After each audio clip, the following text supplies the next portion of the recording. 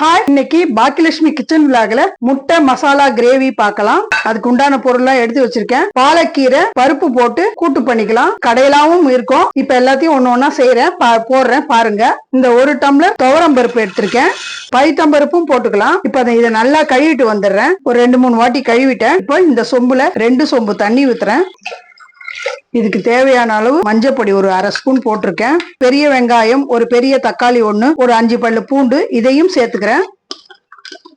இப்ப இந்த பருப்பு, தக்காளி, வெங்காயம் போட்டுலாம் வேகட்டும். நம்ம அப்புறமேட்டு வெந்த அப்புறம் பாலக்கீரையை போட்டுக்கலாம். இப்ப கேஸ் ஆன் பண்ணி பருப்பு, தக்காளி, வெங்காயம், பூண்டு, மஞ்சள் பொடி போட்டிருக்கேன். அதுக்கப்புறம் இது வெந்த அப்புறம் நம்ம பாலக்கீரை போட்டுக்கலாம். இது வேகட்டும். அனல் வந்துருச்சு. வெயிட்டர் போட்டுக்கிறேன். 3 விசில் வந்தவொடனே நம்ம இறக்கி வச்சிடலாம். 3 விசில் வந்துருச்சு. நான் இறக்கி வச்சுக்கிறேன். இப்ப இது ஆறிடுச்சு. இந்த வெயிட்டரை எடுத்துட்டு நம்ம ஓபன் பண்ணி பார்க்கலாம். நல்லா வெந்திருக்கு. இந்த சமயத்துல பச்சை மிளகா 2 கீரி போட்டிருக்கேன். இப்போ பாலக்கீரையை போடுவோம். ரொம்ப குழைய வேக கூடாதுன்னா இப்ப பருப்பை தனியா வேக வச்சுட்டு இதுல சேர்த்துக்கிறேன். நான் இதை பாலக்கீரைய சேர்த்துட்டேன். உப்பு தேவையான அளவு உப்பு போட்டுக்கிறேன். இப்ப இது நல்லா வேகட்டும். வெந்த உடனே நம்ம தாளிச்சுக்கலாம். ஒரு தடவை இதை நல்லா கலந்து விட்டுடலாம். இந்த தண்ணியே எனக்கு போதும். இது நான் வேற பாத்திரத்துல ஊத்திக்கிட்டேன். எப்பயுமே கீரை வேக வைக்கும் போது மூடி வைக்க கூடாது. ஒரு 10 நிமிஷத்துல வெந்துரும். நம்ம அப்புறம் தாளிச்சுக்கலாம். இப்ப இது நல்லா வெந்துடுச்சு. இந்த அளவுக்கு மூடி போடாம நம்ம வேக வச்சோம்னா அந்த கீரையோட பச்சைத்தன்மை நல்லா இருக்கு. இது பாலக்கீரை. இப்ப இறக்கி வச்சுட்டு தாளிச்சுக்கலாம். ரொம்ப எண்ணெய் வேணாம். இந்த சின்ன ஸ்பூன்ல ஒரு 3 ஸ்பூன் எண்ணெய் விட்டா போதும். எண்ணெய் காஞ்சிருச்சு. 1/2 ஸ்பூன் கடுகு, 1/2 ஸ்பூன் உளுத்தம்பருப்பு, 1/2 ஸ்பூன் சீரகம் தாளிச்சிட்டேன். இது அப்படியே எடுத்து வச்சு நம்ம சாதத்துக்கு சாப்பிட்டா ரொம்ப நல்லா இருக்கும். பாலக்கீரை ரொம்ப நல்லது.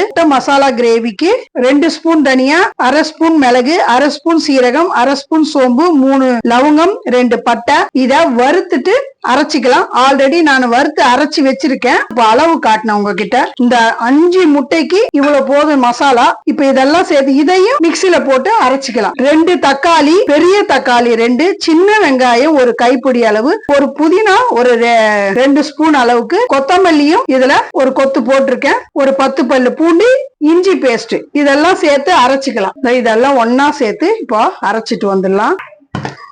நல்லா அரைச்சிட்டேன். இந்த அளவுக்கு இருந்தா போதும். இப்ப தாளிச்சுக்கலாம். முட்டை கிரேவிக்கு முட்டை மசாலா கிரேவி பண்ணிக்கலாம். கேஸ் ஆன் பண்ணிக்கிறேன். இது பெரிய வாடலியா கொஞ்சம் வச்சுக்கிறேன். இதுக்கு ஒரு 50 எண்ணெய் விடணும். கொஞ்சம் எண்ணெய் தாராளமா இருந்தாதான் நல்லது. 50 எண்ணெய் விட்டுருக்கேன். எண்ணெய் சூடாயிடுச்சு. 1/2 ஸ்பூன் சீரகம், 1/2 ஸ்பூன் சோம்பு, 2 பட்டை, 3 லவங்கம் இதை சேர்த்துக்கிறேன். 3 வெங்காயம் பொடியா கட் பண்ணிருக்கேன். அதையும் சேர்த்துக்கிறேன். 1/2 ஸ்பூன் மஞ்சள் பொடியும் சேர்த்துக்கிறேன். தேவையான அளவு உப்பு சேர்த்துக்கிறேன். சிம்மில வச்சே செய்யணும். ஆன்ல வச்சு செய்யக்கூடாதுனால நான் சிம்மில வச்சிருக்கேன்.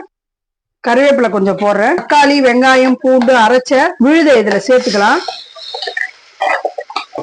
இது பச்சை வாசனை போற வரைக்கும் அதை நல்லா வதக்கி விடுவோம். எண்ணெய் பிரிஞ்சு வருது பாருங்க. இந்த டைம்ல இந்த மசாலாவை இதுல சேர்த்துக்கிறேன். இது 1 ஸ்பூன் அளவுக்கு தான் நானு சேர்த்திருக்கேன்.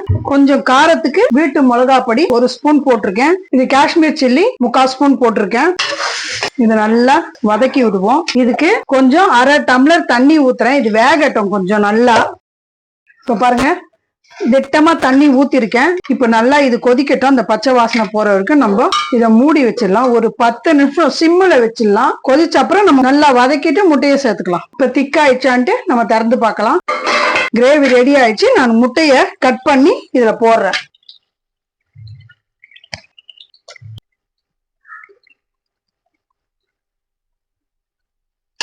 இது லைட்டா இப்படி கலரி விடுங்க. நல்லா கிரேவி கரெக்டா இருக்கு பாருங்க. இது அப்படியே இறக்கி வச்சுட்டு நான் பவுல்ல எடுத்து வச்சு காட்டுறேன். இன்னைக்கு சமையல் பாலக்கீரை போட்டு நம்ம கூட்டு பண்ணிருக்கோம். அது வீடியோல எடுத்திருக்கேன். முட்டை கிரேவி அதுவும் வீடியோ எடுத்திருக்கேன்.